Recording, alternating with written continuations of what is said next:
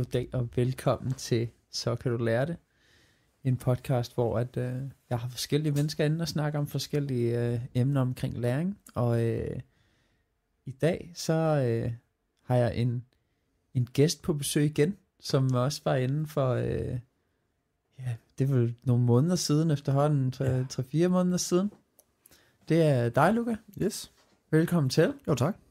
Sidste gang, der snakkede vi noget om din, både din rejse ind i e-sporten og foreningslivet, men også hvor du kom fra i forhold til foreningslivet omkring karate. Hvis folk kan huske det. Hvis de ikke kan, så kan I lytte tilbage. Så kan I begynde at lytte til det. Og lytte til mig snakke om mig selv i lige præcis. En times tid. Så det var afsnit 3 i hvert fald her i sæson 2. Nu er vi begyndt sådan en lille uofficiel sæson 3, hvor jeg så har nogle gæster inde på besøg igen. Måske kommer der nogle helt andre. Det, who knows. Surprise. Sidste gang, der snakkede vi meget om e-sport, og du sluttede af med at fortælle lidt om det et projekt, de var i gang med at starte op, som skulle være sådan noget, hvordan man bruger e-sport til at komme tilbage på jobmarkedet og ud af ensomhed og sådan. Så måske det giver mening, du bare fortæller lidt om hvad det er til en start. Ja, men det kan jeg godt. Det er jo et projekt, vi har kan man sige, lavet i samarbejde med både med Slagelse Kommune, men også sammen med Velux-projektet, Velux-fonden, hvor vi simpelthen har søgt nogle penge til at kunne gå ind og hjælpe en masse unge mennesker, der er uden for arbejde og uddannelse, med at komme tilbage i det, og finde deres vej tilbage ind i livet, og finde ud af, hvad de gerne vil, og ligesom hjælpe dem ind til at være bedre sig selv, tror jeg mere det. Det handler ikke så meget om, det lyder lidt barsk måske at sige, at få dem ud i arbejde, fordi det er jo ikke det, der kan man sige er målet. Det er ligesom at hjælpe dem med et sted, hvor de har det bedre, og kan fungere på et arbejdsmarked, fungere i en uddannelse, og måske nå de ting, som de drømmer om i deres liv. Så noget, det kommer også, har fornemmelsen af, at sådan noget kommer lidt af sig selv, når man ligesom finder sig selv, og finder sin plads, og har det godt med sig selv, så bliver sådan noget med job, og alt sådan noget, tit også lidt lettere. Ja, så forstår man lidt mere sin rolle også, og finder sin plads, ikke? Og finder ud af, hvad man egentlig gerne vil. Får måske nogle andre ambitioner. Men det kræver, at der ligesom alle de andre ting i livet er på plads. Og der er også været rigtig mange, både unge mennesker, men også voksne mennesker, der kæmper med en masse ting, som enten er sket i deres liv, eller både som de selv har været inde over, eller noget familieorienteret, eller andre ting, som bare gør, at de er et sted, hvor de har svært ved at omgås i systemet, og lykkes i fællesskaber. Det er også en af fordelene ved det digitale, det er ligesom, det er i hvert fald det, jeg følte, da jeg var barn. Sådan lidt mere åbent fællesskab. Man blev sgu ikke dømt lige så meget. Ja. Altså, når skærm imellem, så er vi e-sport, der er jo også en forening, og man ser ansigt til ansigt, men der frasorteres bare en masse ting.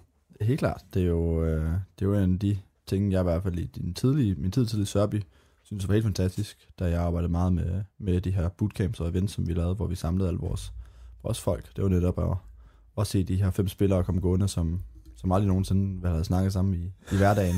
Ja. Men fordi de har startet med at snakke online og har en fælles interesse, jamen, så falder alle de her fordomme egentlig væk, ikke? Så det er jo noget af den e-sporten kan. Men det andet er jo også, at det er bare, som sagt, det er meget inkluderende. Så når man kan hurtigt falde i snak om et spil eller et emne, og så er det sådan lige meget, hvad man ser ud, eller hvad man har lavet, så er det jo spændende at sidde og snakke om en fælles interesse. Ja. Og så er der jo oftest rigtig mange, der, når man ikke har så meget at lave, eller har svært ved at finde ud af det, jamen, så falder man ind i gamingverdenen i hvert fald, og bruger den som et escape, så at kunne bruge den til noget positivt også, og ligesom at fremme nogle ting også. Det er jo det fede ved det, at den kan begge dele. Ja, for det der jo, i hvert fald, for mit vedkommende var noget af det, der var fedt ved den, det var et safe space. Altså, der er man i kontrol, der er man det godt og sådan, og hvis man så kan bruge den som en drivkraft ind i, at den styrker ro og tryghed, der er i det, så bruge det til at øve sig og træne, eller Eller bare finde nogle mennesker, der har som sagt samme interesser, og bruge det ikke som sådan en fællesnævner for, at man, okay, der var nogen, der er sammen som mig her, som man måske kan relatere lidt til, ikke? Det er jo meget det, fordi der er jo som rigtig mange, der bruger det som safe space. Det gør jeg også selv, da jeg var yngre. Det var en verden, man kunne sluge sig ind i, og når tingene ikke rigtig gik så godt i skolen eller andre steder. Så det, at man kan finde nogle mennesker, der egentlig har samme interesse, tror jeg, det betyder rigtig meget. Jeg tror, noget af det, vi har hørt oftest fra de folk, der så har været igennem vores projekt, det er jo det der med, at første gang de kommer til os, jamen der bliver de spurgt om, hvad spiller du? Og det er med det samme en ting, sådan, wow, det har jeg aldrig blevet spurgt om før. Det er noget af det fedeste, at der er nogen, der interesserer sig for mig, altså spørger ind til mig, ikke? Fordi der er man måske vant til at komme ud på en arbejdsplads eller noget andet, hvor det bare handler om job, og handler om... Hvornår kan du møde? Ja, hvornår kan du møde? De her ting er relateret til arbejdet, hvordan det handler lidt mere om, jamen, hvad kan du spille? Det er sådan ret vigtigt at vide, ikke? Så kan man sidde og snakke lidt. Det er sådan en god icebreaker til at starte med, ikke? Og så med straks føler de sig lidt mere åbne og forbundet til det, kan man sige. Og hvordan startede det her projekt egentlig? Altså, hvordan fandt I ud af, at det kan et eller andet med job? Ja, men vi har jo altid en idé om, at vores motto er altid, at mere end e-sport. Det er jo, kan man sige, gået så motto altid. Og det er jo gået fra bare, kan man sige, i starten bare være fokus på fællesskabet og de ting udenom spillet. Det handler ikke altid om, at folk skulle blive professionelle eller blive absolut gode spillet, men det handler om det fællesskab, det indebar. Og jeg tror med tiden, realiserede vi bare, at det er sådan, at hvad man ikke kan bruge det til at tænke videre. Altså, vi har alvist nogle personer i foreningen, som rigtig godt kan lide at tænke, hvad er det næste? Hvad kan vi gøre mere med det her? Og begynde stille og roligt at tabe ind i kan man sige, skolesystemet og prøve at bruge det den vej igennem, men så egentlig også mærke, at der var rigtig mange mennesker, som var hos os gennem foreningen jo, og var utrolig glade for fællesskabet, og fandt rigtig meget ro i det og sikkerhed i det, og at vi havde nogen, som vi kunne hjælpe videre, om det var ting med skolen eller andre steder. Og det ville jo ligesom gerne, jeg tror, jeg undersøge, om det ikke kunne, altså gøre blive en større ting. For vi godt kunne mærke, at det kunne et eller andet, det her fællesskab, og den måde, at folk havde det på, når de var hos os. Ja, for jeg mindes da, at da jeg var tilknyttet foreningen, så var der nogle gange nogen, der var op i praktik der, som også var en del af foreningen. Var det sådan, det startede, at der var nogen, der bare kom og spurgte, hey, kan jeg egentlig komme i praktik her, fordi at det siger min sagsbehandler, eller... Ja, altså vi havde jo nogen, der var gennem foreningen, som sådan, kan vi komme i praktik her, både om det er så skolepraktik eller noget andet, men kommer den vej op, ikke? Fordi det var et sted, de følte sig tilpas, de kendte menneskerne, de følte sig trygge menneskerne, det betyder utrolig meget for...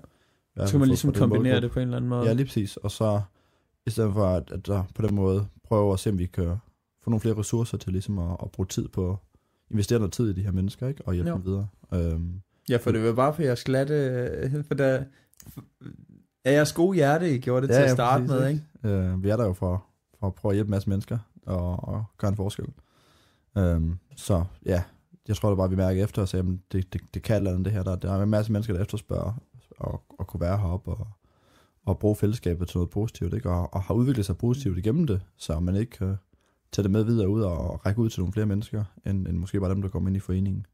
Hvad var det så, der skete først? Var det, at der var en aha-oplevelse, succeshistorie først, eller var der sådan nogle små ting, der gik godt, og så tænkte de, hvis vi får nogle ressourcer til det her, så kan vi rent faktisk gøre en forskel? Ja, altså, jeg tror jo som sagt, at det er gennem tiden, at vi har haft nogle gode historier i foreningen med folk, der gennem fællesskabet er virkelig er bloomet og kommet bedre sted hen, ikke? Har haft nogle gode historier dem meget igennem, både som spillere, men også som mennesker. Måske har vi snakket med nogen omkring uddannelse og hjulpet dem videre, at de har fundet deres uddannelse igennem, at snakke med os og så videre. Så jeg tror, at det har sat tankerne i gang, og så har man jo været ude og ligesom begyndt at snakke med nogle folk, der kan rykke på nogle ting, og prøve at høre, hvad man kan lave i det her samarbejde. Og komme så op til et samarbejde, kan man sige, med kommunen til at starte med, omkring at få nogle borgere, kan man sige, i aktivering. Ja. Og så efterfølgende, at vi ligesom fik fonden med ind over og støtte det her projekt med og også at kunne hjælpe dem med noget efterværende også. Det vil sige, når vi har haft den igennem hos os og forhåbentlig få ud i noget praktik eller nogle virksomheder. Ja. Og vi så stadig kan støtte op omkring den. Fedt. Og ligesom give den, så overgangen bliver nemmere, for det er jo oftest det, at de bliver, kan man sige, også bliver tabt, ikke? Eller i hvert fald har det svært. Det der med, okay, men så er man jo steder og egentlig har det meget godt, og så skal man ud og nye mennesker og nye steder og nye regler og alle de her ting, man skal forholde sig til. Og det kan være utroligt svært, hvis man så forsvinder helt fra det trygge. Så på den måde prøver vi ligesom at kunne støtte dem igennem det også, ikke? Så man hjælper dem igennem hele den proces, indtil de virkelig er godt tilpas i det nye sted også, ikke? Så ved at de har et fællesskab, der bakker dem op, kan lære at indgå i et andet fællesskab nemmere. Det er sådan det, der er hele tanken bag det. Det synes jeg giver god mening. Og der er det også at have med jobafklaringsforløb. Altså jeg har arbejdet meget med unge mennesker, som var igennem det, og der er bare noget mangel på noget intuitivt. Altså når man er i sådan et afklaringsforløb, så skal man have ret meget sådan regelviden for at vide, hvad er det rent faktisk, jeg er ude i afklaring for. Yes. Og den kobling, der har jeg i hvert fald oplevet, at i de samarbejder med unge mennesker, jeg har haft, der har været en stor ressource for dem, at jeg som fagperson har kunne oversætte, ikke? Så det der med at, det er også ligesom at have jer i deres hjørne, det giver god mening, at det giver noget tryghed. Hvorfor fanden skal jeg det her nu? Nej, men det er sådan og sådan. Og... Ja, præcis. Og det fylder også meget, kan man sige, når folk i starten kommer ud til os, hvad er det egentlig, jeg skal herude? Hvorfor er jeg her? Og ligesom få dem til at forstå, at vi ligesom prøver at sammen med dem at finde ud af, hvad skal der ske? Finde et sted, de kan være og være glade for. Og ligesom få lidt mere lysten, måske. For nogle af dem i hvert fald lysten på livet og arbejde og de her ting. Men for andre også bare at kunne finde et sted, hvor de kan være glade og kan nå et sted hen, hvor de kan leve deres liv, ikke? Uden bekymringer. Jeg kan leve sit liv, som man har lyst til. Ja. Og det er jo ofte så svært at få dem at finde ud af, men altså mange af dem er jo, kan man sige, jeg er også i et stadie, hvor jeg har det jo egentlig fint lige nu. Jeg har det egentlig meget godt. Så det er først det der med at lige også hjælpe nogen med at få øjnene op for, hvad kan det egentlig mere end det? Hvad kan livet mere? Hvad kan man opnå? Du må sige nogle små drømme, man går efter og så videre. Så det er jo også sådan små steps at komme hen til, ikke? Og stille og roligt, som man så kommer ind med det, og det er de folk, vi har haft igennem, jamen, så får de øjnene op for mere, og får en helt anden, kan man sige, livsglæde, som man nu får, når man har, det er noget mening i livet. Jeg har noget mening i livet i hvert fald, det ikke, finder sin rolle i det. Det tror jeg er ret vigtigt. Og det er der nogen, der lige skal have et lille skub til. Ja, jeg har arbejdet meget med mennesker med autisme igennem min karriere, og der er også rent ind i mange, som har det sådan, jeg har det fint. Livet er okay. Men nu kommer jeg i hvert fald i nogle tilfælde sådan jeg kan alligevel ikke det, jeg gerne vil. Så det er egentlig bare, så længe at det gør ondt og er nederen at være til, så er det fint nok. Ja. Og det der med rent faktisk at komme et sted hen, hvor man kan ture og tro på, at det behøver ikke kun at være fint nok, det rent faktisk blive godt. Rent faktisk blive, som jeg gerne vil have det. Det kan i hvert fald virkelig gøre underværker i menneskers liv. Ja, og det er med at komme ud over ens barriere måske. Altså, man har jo måske nogle barriere i livet, der er blevet både sat altså med sig selv, men man måske også har gennem nogle parter har fået diskuteret, jamen det her, det kan du ikke, og det har du svært ved. Og ligesom for nogen at komme afsted hen, hvor de kan komme ud over de her barriere og grænser, og egentlig udvikle sig til et sted, hvor de godt kan de her ting. Fordi det er jo ikke det skal ikke være en lås for evigt, nogle af de her grænser, de måske har i deres hverdag. Ikke? Det kan jo alt fra hvor meget energi man har, eller hvor meget overskud man har, hvad man måske nogle hensyn i forhold til, hvad kroppen kan klare, ikke? Og så lige pludselig så er man et sted, hvor man er meget mere sundere, måske både i sind og krop, ikke? Og lige pludselig så kan man så det er ikke noget problem mere, fordi det kan man bare. Det følger med, ikke? Så også at få dem ud over den del, det tror jeg er nok noget af det, også noget af det vigtigste for mange af de her, der kommer igennem projektet. Det er ligesom at skubbe sine egne grænser. Det ved jeg i hvert fald. Jeg ved ikke, om det er første gang, jeg stødte ind i det, var i e-sport. Men i hvert fald det eksempel, jeg husker på, at jeg havde et billede af mig selv, om at der var noget, jeg ikke kunne. Det var i forhold til et spil. Og så første gang, jeg oplever, at så prøvede jeg, gjorde en effort, øvede mig, og så kunne jeg godt alligevel. At den der aha-oplevelse, den kan virkelig sprede ringe, også sagtens forestille mig også til til ude i den virkelige verden. Så, helt klart. Så. Og så er der jo altid ting, man vil have svært ved at have nogle ting, der bare, altså nogle ting, noget bagage, der gør, at der er nogle ting, der bare er svære at afklare, men at kunne lære at omgås det og være de rammer, og måske som sagt komme af med noget af det andet, altså menneskebagagen, det tror jeg, man handler det om det, for der er nogle ting, vi har altid nogle ting med rundt i livet, som gør, at vi reagerer i visse situationer, eller skal have ting på en bestemt måde, for at kunne fungere.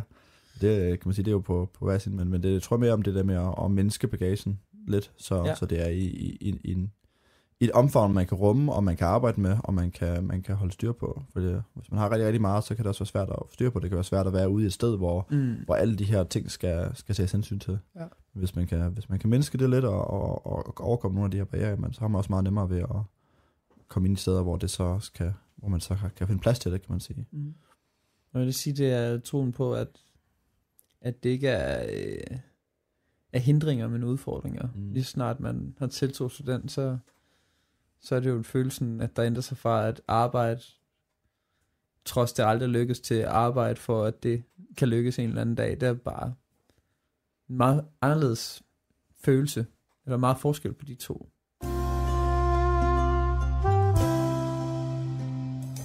Jeg har været i gang noget tid, ikke? Ja. Men så er I gået i gang sådan lidt mere intensivt her, var det omkring sommer? Ja, det må jeg godt sige. Jeg tror, vi har brugt meget starten af projektet på ligesom også at finde ud af, hvordan vi er i det.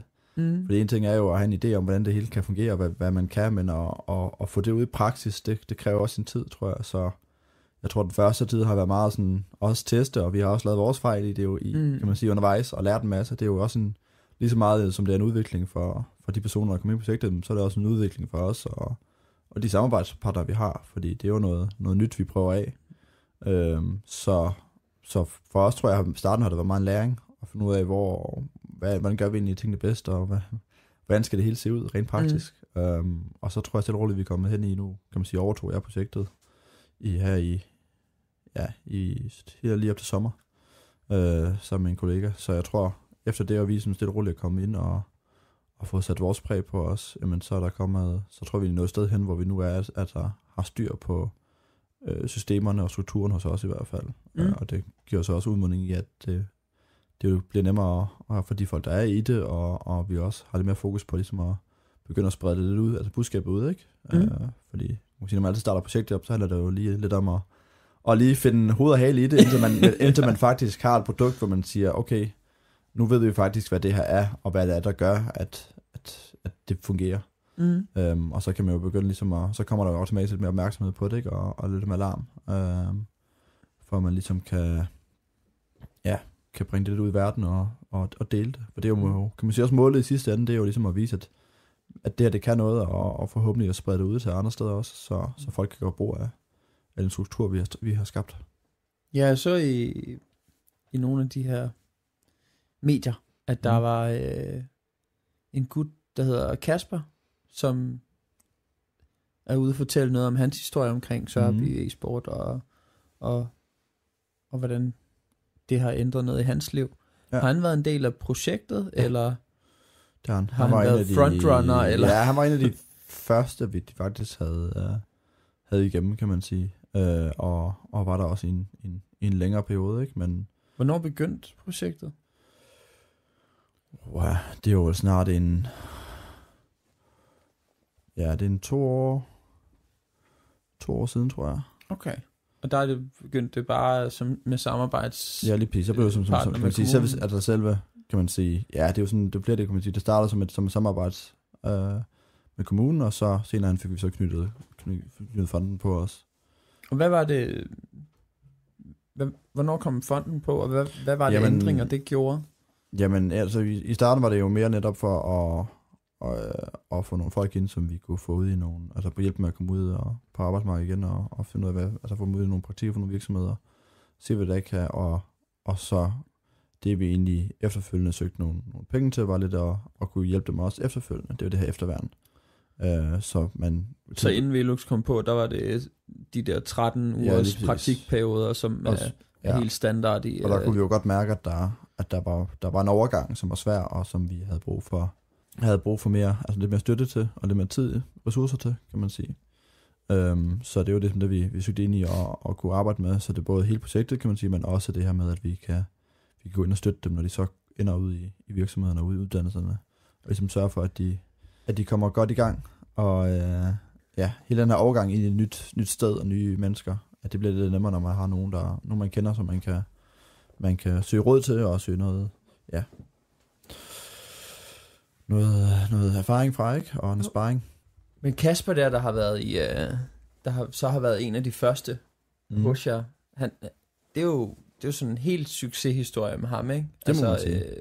Helt uden for jobmarkedet, og lige pludselig så har han arbejde og kæreste. Arbejder næsten mere end mig nu.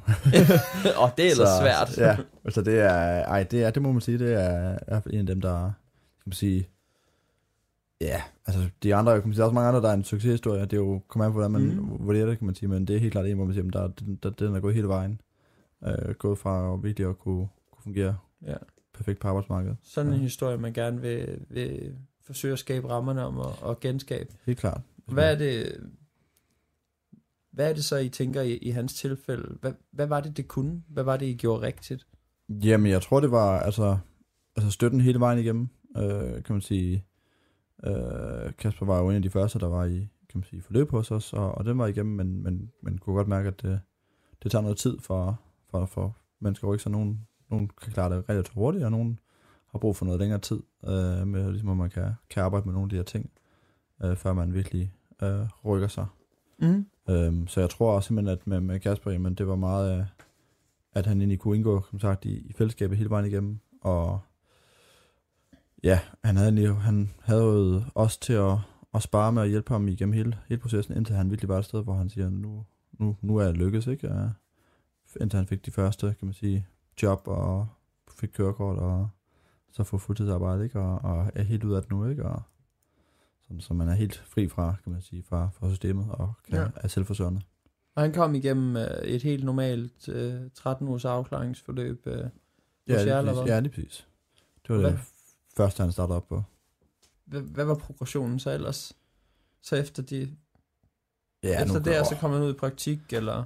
Ja, nu kan jeg ikke huske hans præcise forløb. Han har været, jeg tror, vi har arbejdet med ham i lang tid. Han har været under os i lang tid. Så standard har haft sine 26 uger hos os, og så har vi jo selvfølgelig også arbejdet videre, og har haft ham som støtte, altså sørget for, at han har haft nogen at kunne snakke med, og skubbe ham lidt, ikke? Den rigtige vej. Men Kaspers forløb hos jer, hvad var det, I opdagede, som kunne noget, som I gerne ville genskabe? Jamen, jeg tror, det var det her sikkerhedsnet, tror jeg næsten, man kan kalde det. At der er nogen, der virkelig tager sig tid til at ligesom hvis man sørger sig om folk, ikke? Altså vi ligesom lige skubber dem til mig og siger, nu skal du lige få lavet de her ting, eller nu er du ikke mødt op, eller altså også nogen, der har svært ved i starten og med det med mødetider og møde op og være der i alle dagen, ikke? Så på den måde ligesom at hele tiden have nogen, der hvor man kan mærke, at de vil gerne det bedste. De vil ikke bare, det er ikke bare nogen, der bare gerne siger, nu skal du ud på mig arbejde det, men det er faktisk nogen, der er der for at gerne vil det bedste. Oprigtigt, det har en interesse i, at du lykkes og finder ud af, at finde din glæde i kan man sige, livet, ikke? Ikke kun er der i telefonsiden fra 10 til 15. Det er fællesskab, hvor man kan skrive om aftenen, hvis der er det, eller der har brug for en snak, ikke? Så jeg tror helt det her, at der faktisk, man kan mærke, at der er nogen, der siger, okay, og også forsikringer, men du kan mere. Du kan godt. Det tror jeg, det mange har brug for ligesom også at høre, ikke? Når man sidder meget med måske det her bagage, eller de her begrænsninger, som man tænker, det er svært, hvordan fanden finder de rundt i det her? Så tror jeg, det er rart at have nogen, som siger, men nu skal du se, og du kan faktisk meget mere, end du lige går og tror måske. Og så bare hele tiden er den her løbende opbakning, og løbende folk, der lige prikker dig, og lige skubber lidt fremad igen, ikke? Og også for at vide, at nu skal du det med lige tage dig sammen, ikke? Så det har også, det er jo en det kan man sige, det er jo en rollercoaster, jo så for alle, kan man sige, de her, der gennemgår den her udvikling, så vil det jo være en periode, hvor man bare springer derud af og bare virkelig forbedrer sig, og så er der lige nogle ting, der rammer igen, hvor man så synker lidt tilbage igen, ikke? Ja. Og så tror jeg lidt, at der er nogen, der kan gribe ind der og lige sige, nu skal du sgu lige huske at rette op igen, ikke? Det tror jeg egentlig er ret vigtigt. Og også det, vi arbejder ind i, kan man sige, at det vores fællesskab kan, ikke? For det skal jo også, måske ikke kun være os, men det man måske er inde sammen med nogle mennesker, hvor det er en kultur, det her er en kultur, ikke? At man kan gå ind og snakke om de her ting, eller få hjælp, eller har nogen, som man kan spare det med. Det tror jeg jo er sindssygt vigtigt for folk. Det kan også mærke mening, altså i pædagogikkens verden, så er der sådan en teoretiker, de fleste kender, der hedder Vygotsky. Vygotsky, han taler om zonen for nærmeste udvikling. Hvis man forestiller sig 3 cirkler, så i den inderste cirkel, der er det, man kan. Og så den næste cirkel er det, man kan med hjælp. Og så i den tredje cirkel er det, man ikke kan. Og det tror jeg også tit med den her, nu føles det så forkert at kalde det den sårbare gruppe af mennesker, men de her, der har slået sig på systemet og jobmarkedet til en måde, hvor at man måske får sådan en, men jeg kan ikke gennemskue, hvordan jeg skal lykkes herude i det her arbejdsfællesskab. Jeg vil tit sætte sig ind i den her cirkel af, så holder jeg mig bare til det, jeg kan, og det, jeg ved. Og jobcentrene, tror jeg, den normale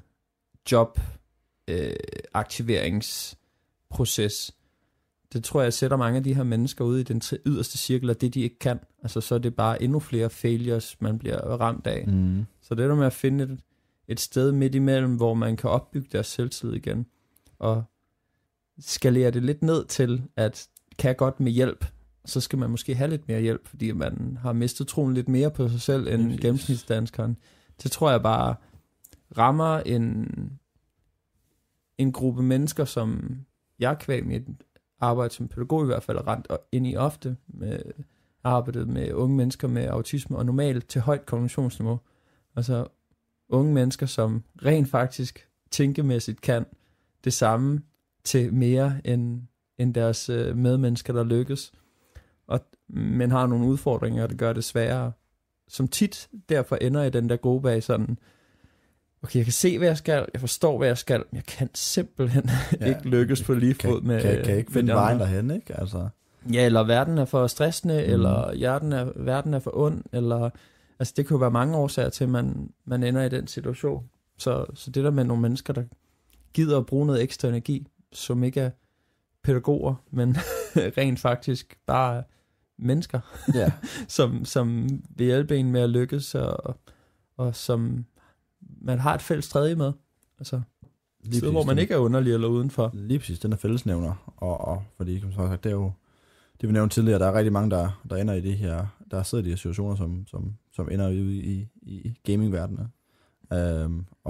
Og jeg kan sige, jeg er jo også overbevist om, at gaming, det kan også godt være skadeligt, hvis det er sådan en verden, man synker ned i, og bare fuldkommen gemmer sig fra den realiteten, og lukker alt andet ude, ikke? Hvis du ikke har noget menneskekontakt, og du sidder og spiller singleplayer-spil hele dagen, og ser YouTube, så er der ikke noget godt ved computer. Der er ingen tvivl om. Så er det rent, For det så, som så computeren... kan det blive rigtig negativt, ikke? Fordi så glemmer man lige pludselig alt om det sociale, og alt om verden rundt omkring sig, ikke? Og misser nogle ret vigtige ting i, kan man sige. Så på den måde kan det også godt være negativt, men det er jo så også, det fede ved det er jo så, hvis man bruger det til noget, rigtigt, jamen så kan det faktisk være rigtig, rigtig positivt, hvis man begynder at som sagt komme ind i nogen, bruge det som en fællesnævner, for at man har interesse for noget, og begynder at forstå folk, og måske forstå lidt deres folks døgnrytme og alle de her ting, altså har lidt mere forståelse for, jeg gamer også, altså det, nogle gange, så bliver det sgu også sit om natten, så er jeg også træt dagen efter, men så møder jeg stadig på arbejde, så kan jeg dele med også, ikke, altså. Jo. Det er den der fællesnævner også, jamen der er nogen, der er lidt ligesom mig, ikke, det der med at kunne sige op til nogle, altså, ikke måske en rolle med det der, men...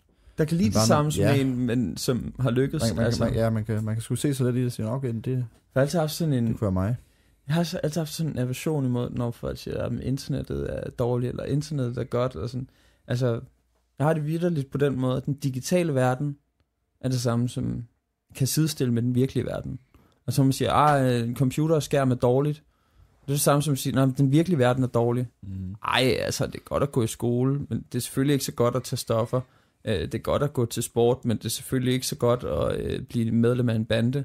Altså, det er jo helt gak, når man siger, at de ting skulle have noget med hinanden at gøre. Ja. Og for mig er det samme, når folk siger sådan, om computerspil er dårlige.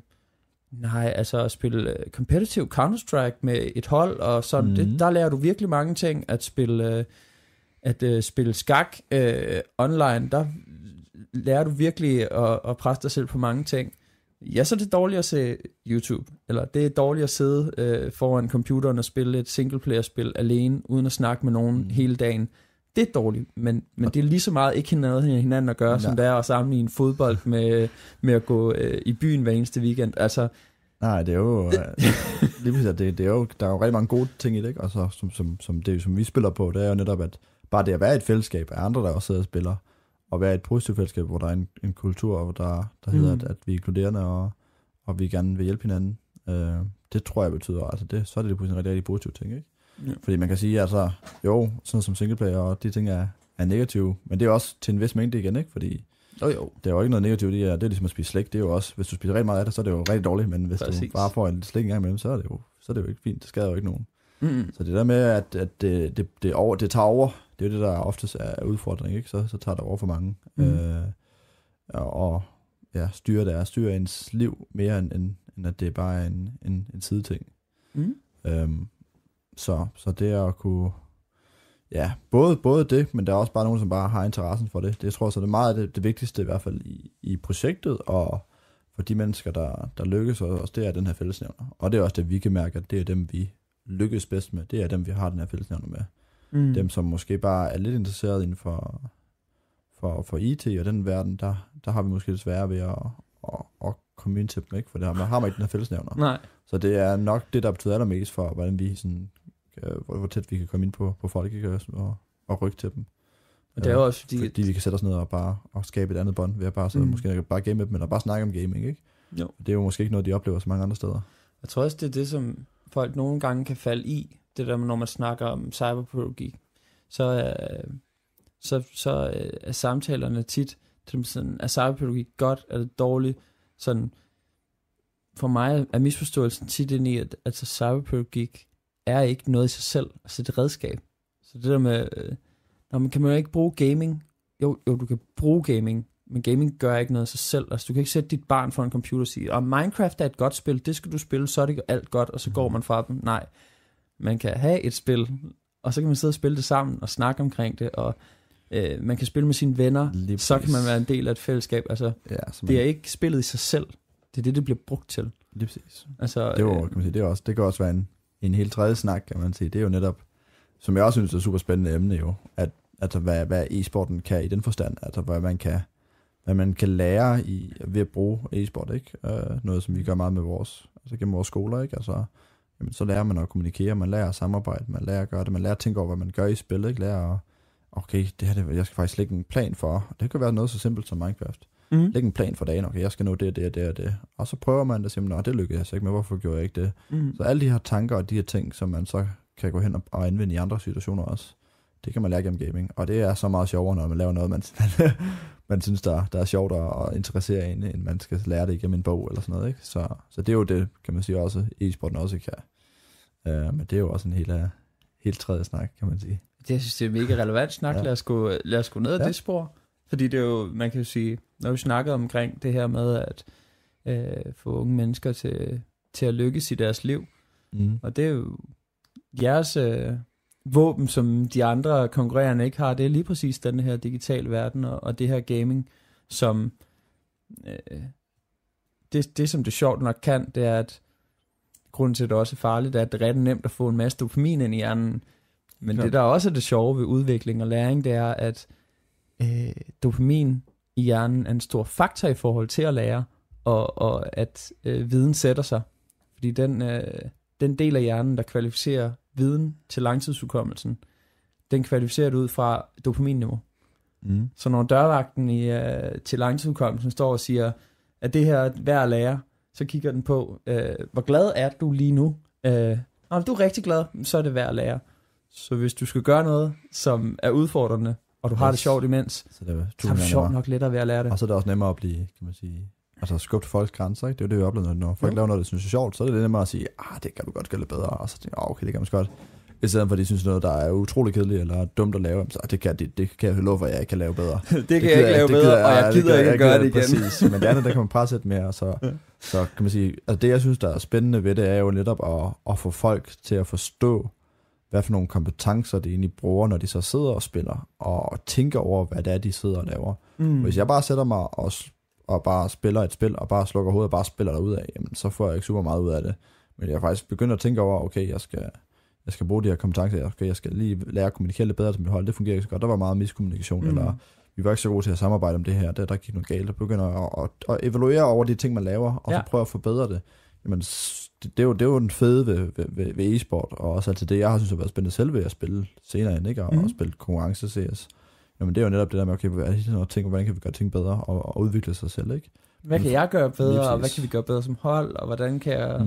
Så det der med bare at game, mens man aktivt tænker over, hvad det er, man gør, så bliver det lige pludselig en positiv ting, i stedet for det bare er, jeg lægger lige hovedet til siden, og så spiller jeg bare for at filme i hovedet med en masse, for ligesom at lukke andre ting ud. Ja. Og det kan også være en fin ting af til, kan man sige, og have den del, men det er bare vigtigt, at, som sagt, at det ikke er det, der går ind og overtager, men at man faktisk kan bruge det som positivt, og man lærer en masse ting igennem, eller bruger en masse kompetencer når man sidder og gamer, som man faktisk også kan bruge ude i arbejdslivet, eller ude i skolen, eller 100%. I sociale sammensætninger. Altså, fordi selvom jeg sidder og siger alle de her ting, altså så jeg er inde i en periode i mit liv, hvor arbejde fylder rigtig meget, og rigtig smadrer mit hoved, når jeg kommer hjem.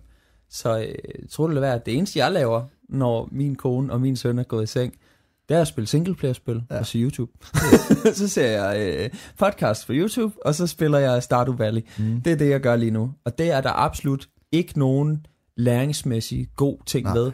Men det er afslapning, og det er at koble hjernen af, fordi den er på overarbejde hele dagen. Ja, og der er det jo godt. Lige præcis. Der har du en balance nu, kan man sige, ikke? At du har den udfordrende del i dit arbejde, hvor du bruger dit hoved og bliver ved med at videreudvikle dig selv, og lære nogle ting og bruge de her kompetencer. Og så har man jo brug for at slappe af og koble af. Det har man lige så meget brug for. Men når man ikke har den anden del, så kan det være ret svært, ikke? Og nu kan man sige, nu arbejder vi rigtig meget med specialskoler inden for det her område, hvordan man kan bruge e-sport til at udvikle deres kompetencer. Så er det jo nogen, der har det ret svært, kan man sige, i skolen, og har svært ved at se, hvordan de kan bruge de her ting til noget. Så det, de kan komme ud og lave noget, de faktisk synes er sjovt, og man så, uden at de måske tænker over det, giver dem nogle redskaber, som de kan bruge senere hen, og så, når de så først gør det, siger, okay, prøv at se, det er du faktisk god, du kan faktisk det og det. Nå, okay. Og så prøv næste gang, du er i skole eller sådan noget, så kan du prøve at anvende det her en gang, så kan du prøve at sige, okay, men så sætter du prøve at lave en plan for opgaven, ikke?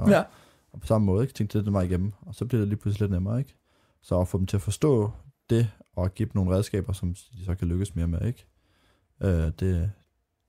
Det synes jeg er det spændende i hvert fald i at kunne bruge, altså hvad e-sport kan, ikke? Jo. Fordi når jeg snakker med mange, der ikke er så meget inden for e-sportsverdenen, så er det jo oftest, altså gaming er det ikke bare, så spiller vi en computer. Så når man begynder at snakke om, hvad det her egentlig kan, og de faktisk får øjnene op for, hvad er nogle kompetencer, man kan give folk gennem at sidde og spille, det er fascinerende. Kunne du forestille dig, hvis vi kom ned i en sportshal på et tidspunkt, og vi forestiller os, der var 4 forskellige sportsgrene, der var i gang. Der var skydning, så var der badminton, og så var der fodbold kørende, og så var der dart. Og så gik man hen til dem og sagde, er det ikke bare sport? Altså, I laver det samme, gør I ikke? Du vil kigge fuldstændig på en, som om man var idiot. Altså, kan du ikke se det forskelligt? Her spiller vi med 2 mennesker mod hinanden. Her spiller et helt hold mod hinanden. Her spiller jeg alene.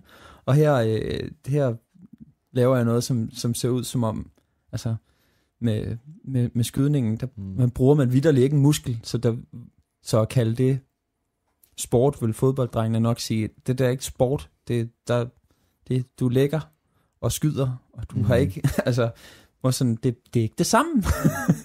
Og det vil man jo aldrig nogensinde sammenligne. Nej. Eller gå hen til en gruppe venner og sige, men hvad arbejder I med? Og så siger de, at jeg er landmand, og jeg er bankrådgiver, og jeg er danser. Nå, okay, så jeg arbejder med det samme.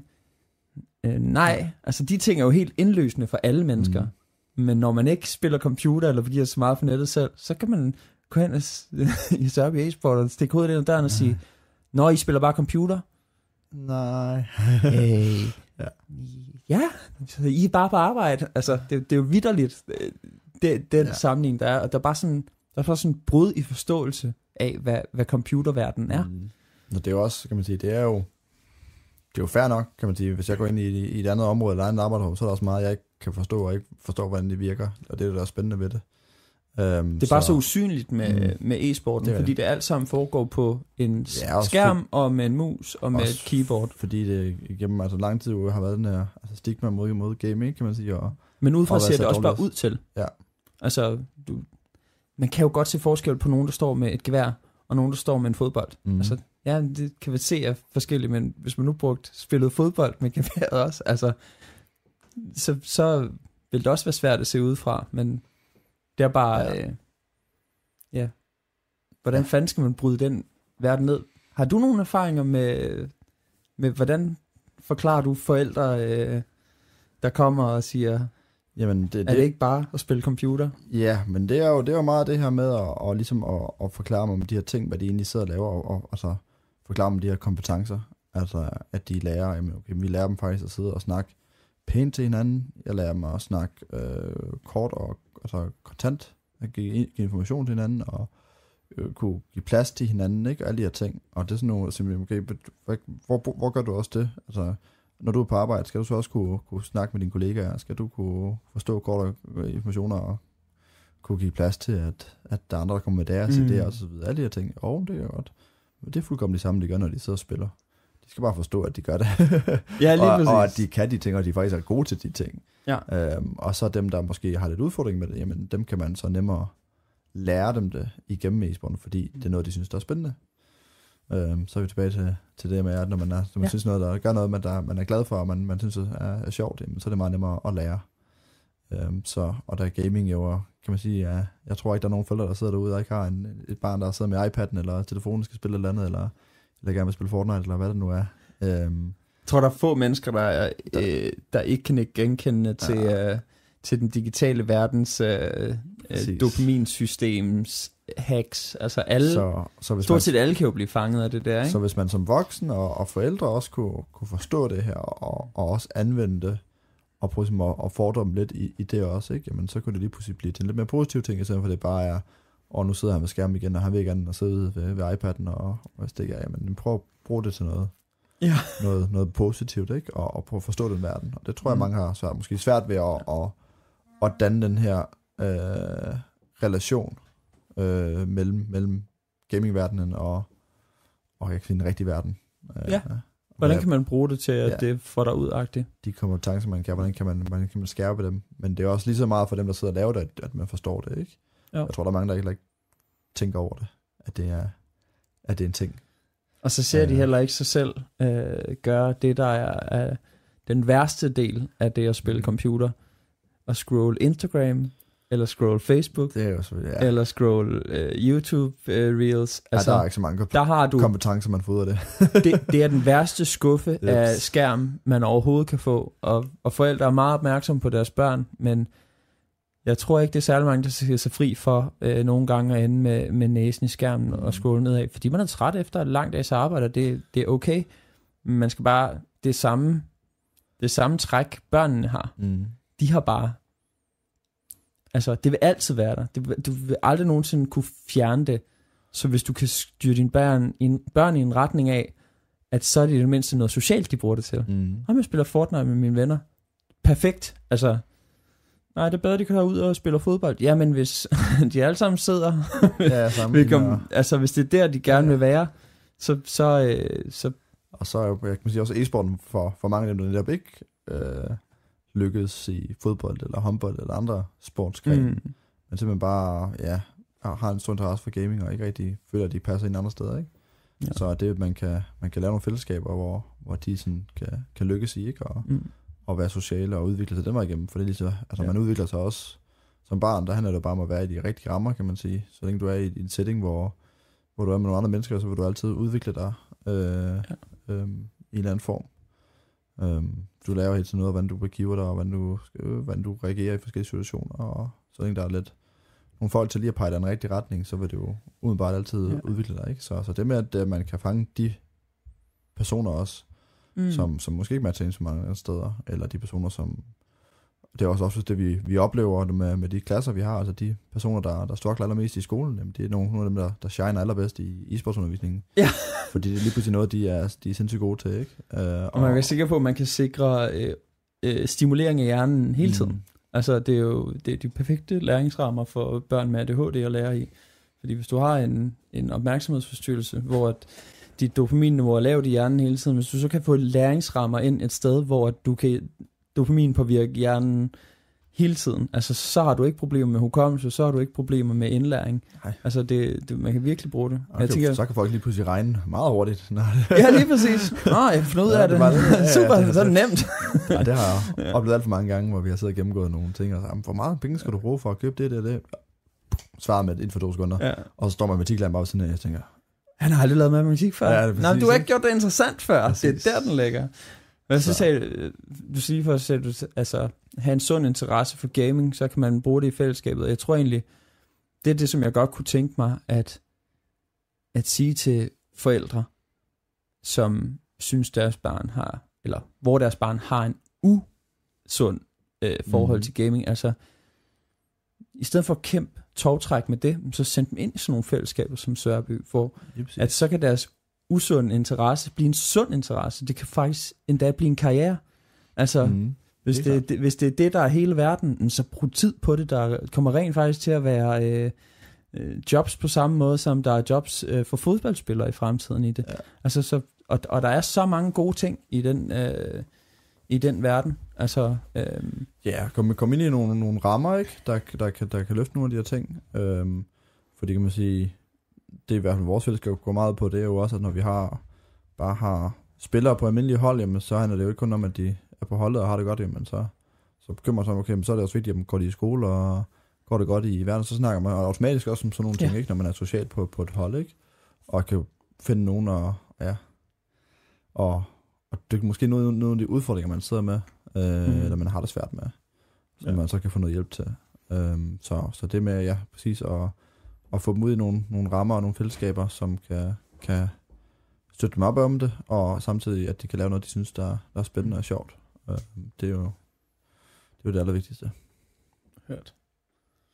Jamen, det var nogle afstikker, nogle forskellige retninger. Jeg synes, det binder det meget godt sammen. Det her med, at en lovende fremtid for, at interesser og gaming måske kan smelte sammen med livskvalitet og uddannelse, eller livsmestring, det er ikke kun uddannelse eller job.